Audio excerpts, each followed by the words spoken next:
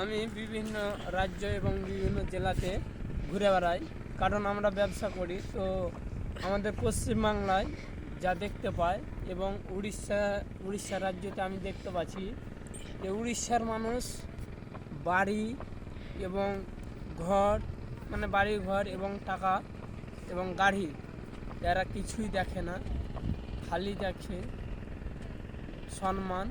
যে টাটির বাড়ি থাকলেও তারা সম্মান দেয়, আর তারা বেশি গাড়িটাই বুঝে, বাড়ি অত বুঝে না।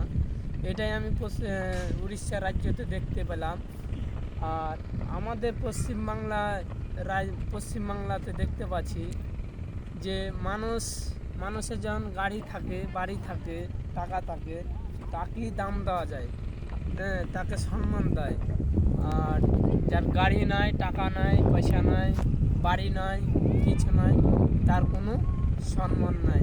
কিন্তু এই যে দুটা রাজ্যতে আমি থাকি, দুটা জেলায় রাজ্যে থাকি, তো ওখানকার মানুষ খাইতে না পাইলেও ওরা সম্মান পায়।